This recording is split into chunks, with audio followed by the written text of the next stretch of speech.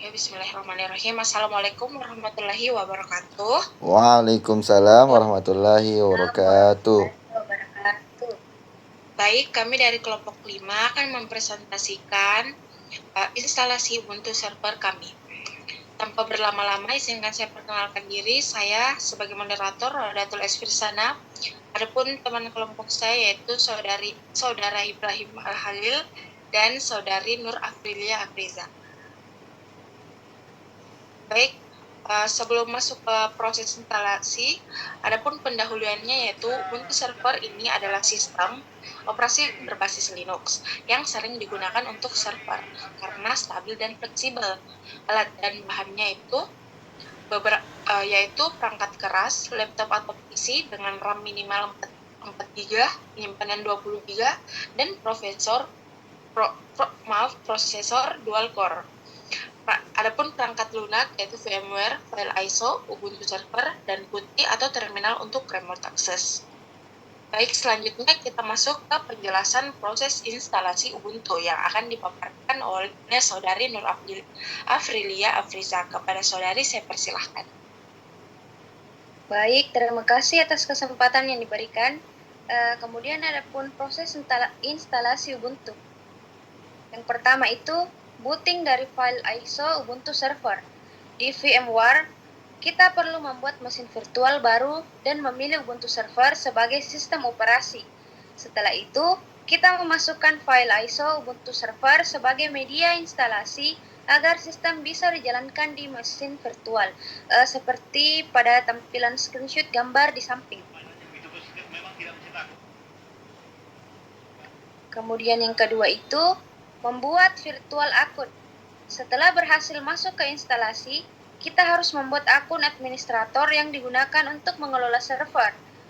Kita diminta untuk memasukkan nama dan nama pengguna seperti username, password, serta hostname, nama server, seperti pada tampilan screenshot gambar di samping. Yang ketiga, mengatur lokasi penyimpanan. Pada tahap ini, kita harus mengatur alokasi penyimpanan untuk Ubuntu server di VMware. Tersedia opsi untuk memilih pengaturan otomatis atau manual, seperti pada tampilan gambar di samping. Yang keempat itu finish untuk mengakhiri proses. Setelah konfigurasi penyimpanan selesai, kita menekan tombol finish untuk melanjutkan ke tahap berikutnya. Pastikan semua pengaturan yang dipilih sudah benar sebelum melanjutkan, seperti gambar di samping.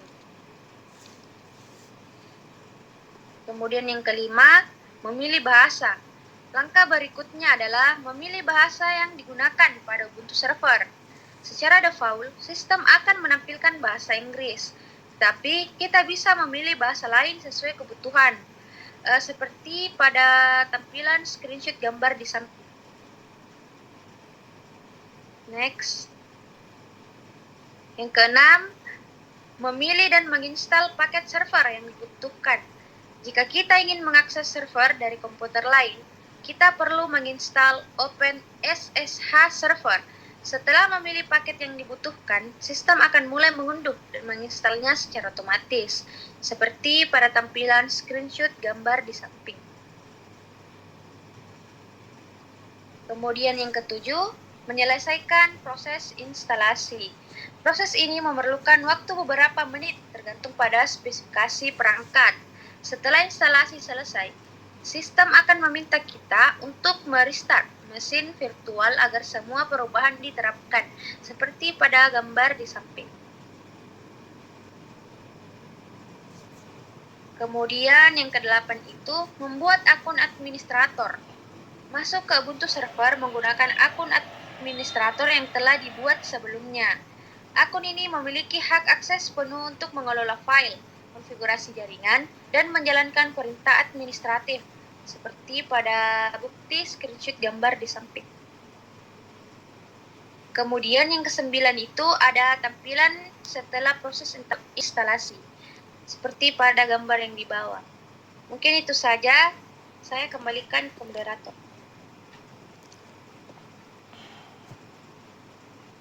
Baik, terima kasih atas penjelasan dari Saudari Nur Afrilia Afriza. Selanjutnya kita masuk ke penjelasan perintah dasar Ubuntu Server yang akan dipaparkan oleh Saudara Ibrahim Al-Halim. Kepada Saudara, saya silakan. Baik, kedua perintah Ubuntu Server. Yang pertama itu navigasi sistem file. PWD yaitu menampilkan lokasi direktori saat ini, berguna untuk mengetahui posisi kita di dalam sistem file. LS yaitu melihat daftar file dan direktori. Perintah ini digunakan untuk menampilkan isi folder yang sedang aktif. CD yaitu berpindah antara direktori pindah ke direktori atau home jika ingin kembali ke folder sebelumnya. IS, LS, IS atau ETC yaitu jika ingin melihat isi folder lain. Next. Berikut bukti screenshot navigasi sistem file. Poin kedua, manajemen file dan direktori. mkdir berguna itu membuat direktori baru, touch membuat file kosong baru, rm menghapus file atau direktori, cp menyalin file atau direktori, mv memindahkan atau mengubah nama file. Berikut bukti screenshot manajemen file dan direktori. Poin ketiga, manajemen pengguna dan hak akses. UMI menampilkan pengguna yang sedang login, password mengubah kata sandi atau kata sandi pengguna, Keyhamod mengatur izin akses file, Keyhawon mengubah kepemilikan file. Berikut bukti screenshot manajemen pengguna dan hak akses. Next. Poin keempat, manajemen jaringan. Ping menguji konektivitas jaringan, IPA melihat informasi IP address, Nestat tool melihat layanan yang berjalan di port tertentu. Berikut bukti screenshot manajemen jaringan. Kelima, manajemen paket. apt update memperbarui daftar paket. Sebelum menginstal software baru, selalu jalankan sudo apt update. apt install dalam kurun nama paket yaitu menginstal paket baru. Contoh, jika ingin menginstal Apache Server, sudo apt install Apache 2. apt upgrade yaitu memperbarui sistem. Setelah update, jalankan sudo apt upgrade. apt remove dalam kurun nama paket yaitu menghapus paket yang tidak diperlukan. Contoh, jika ingin menghapus Apache Server, sudo apt remove Apache 2. Oke, baik. Selanjutnya ini video penjelasan praktik perintah dasar dari kelompok kami. Saya sebagai perwakilan langsung saja mempraktekannya. Di sini sudah tampil seperti Hulavilza, yaitu berhasil login di Ubuntu Server, dan kita akan menjalankan perintah-perintah Linux. Yang pertama itu kita coba pwd. Outputnya yaitu akan direktori kamu sekarang yaitu akan muncul seperti sini, home Hulavilza. Nah, selanjutnya kita lihat isi folder dengan ketik ls, enter.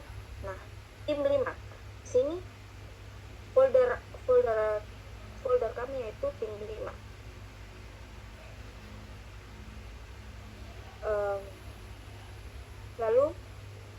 Lalu masuk ke folder sistem dengan mengetik cd kasih etc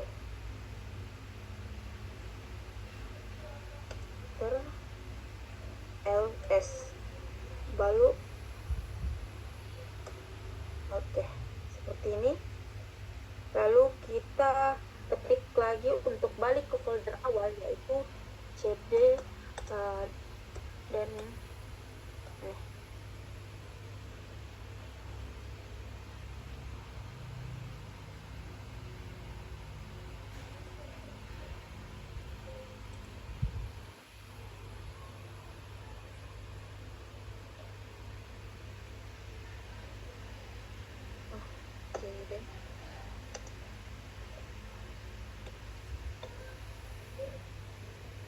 Oke. Setelah kita kembali ke folder awal, selanjutnya step 2 kita manajemen file dan folder. Pertama buat folder baru bernama latihan. Kita coba dulu mk dir latihan.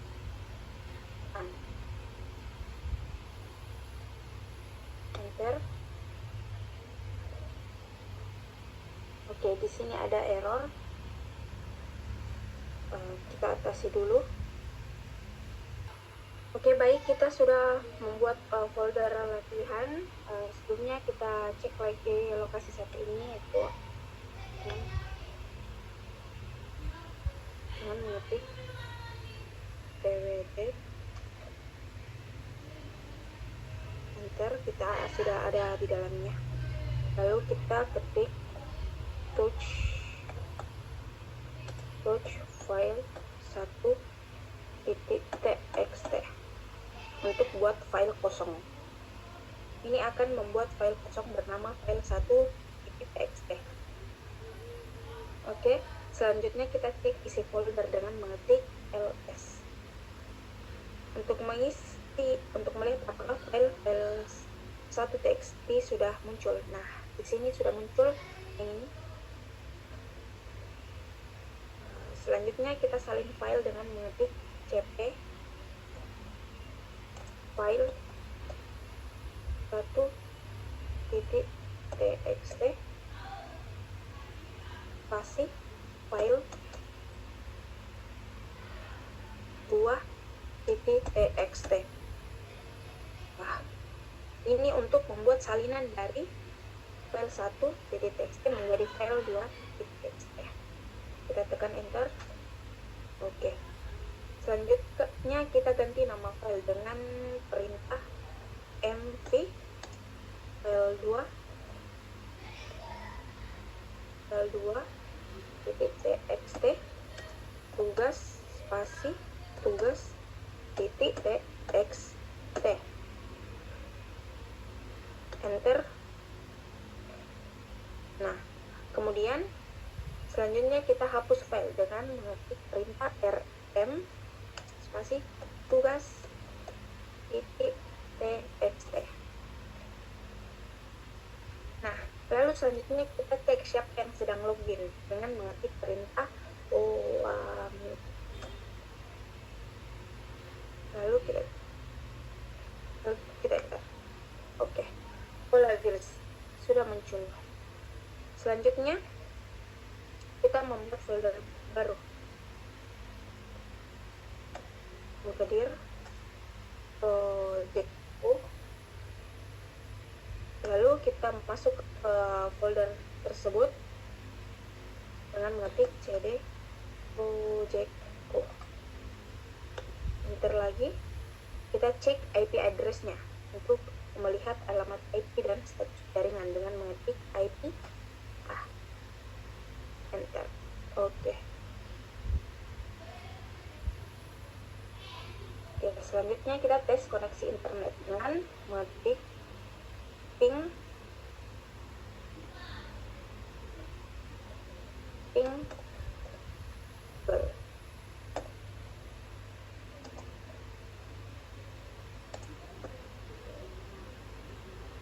Google masih Google. Kita ping ke Google sebanyak 4 kali untuk cek koneksi. Oke. Ini menandakan tes koneksi internet berhasil. Selanjutnya kita melihat layanan yang berjalan dengan mengetik sudo netstat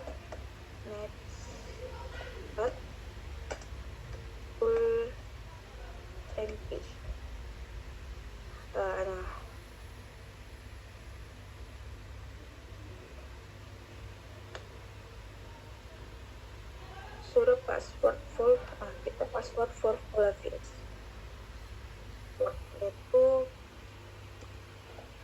kita masukkan password yang sekarang dan mengetik password yang baru.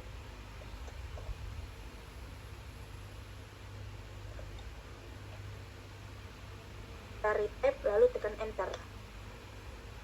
Baik, password update sukses. Selanjutnya kita masuk ke perintah ubah izin akses file dengan mengetik touch contoh titik enter cmod contoh txt enter. Nah, perintah yang tadi itu untuk memberi akses penuh baca, tulis, eksekusi ke semua user. Adapun ubah kepemilikan file dengan mengetik sudo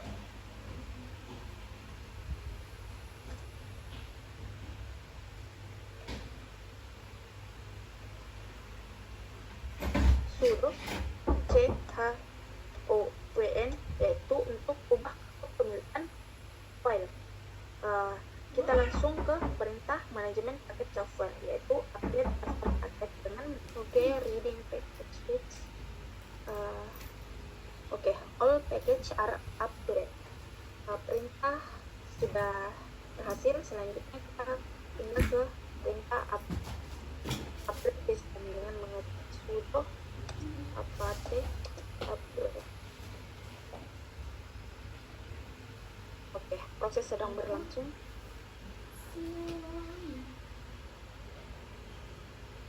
Selanjutnya kita pindah ke perintah install. Kita ambil contoh HTOP, yaitu sudo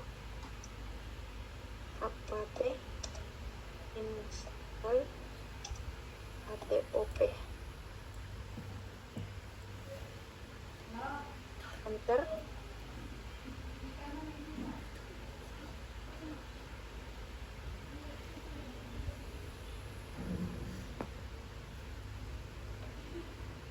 Proses progres sedang berlangsung.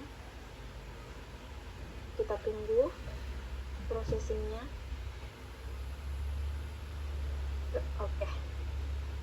Terakhir kita masuk ke perintah hapus software dengan mengetik sudo apt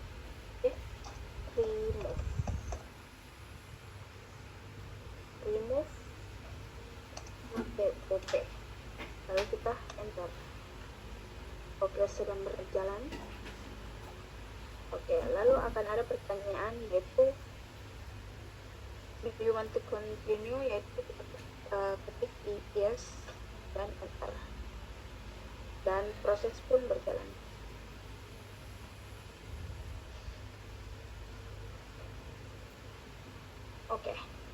Baik, sampai sini kelompok kami menjelaskan perintah dasar Ubuntu Server. Selanjutnya penjelasan implementasi dan uji coba dari kelompok kami yang akan saya jelaskan. Uji coba pertama yaitu mengakses Ubuntu Server melalui SSH. SSH ini adalah protokol yang digunakan untuk mengontrol server dari jarak jauh. Kita bisa menggunakan PuTTY di Windows atau langsung menggunakan terminal. Uji coba kedua, perintah chat atau etc atau password digunakan untuk menampilkan daftar pengguna yang terdaftar di sistem Ubuntu Server. Setiap baris berisi informasi pengguna termasuk username, UID, GID, home, directory, dan self default. Seperti pada tampilan SSN ini. Selanjutnya uji coba ketiga yaitu mengecek alamat IP server dengan perintah IPA.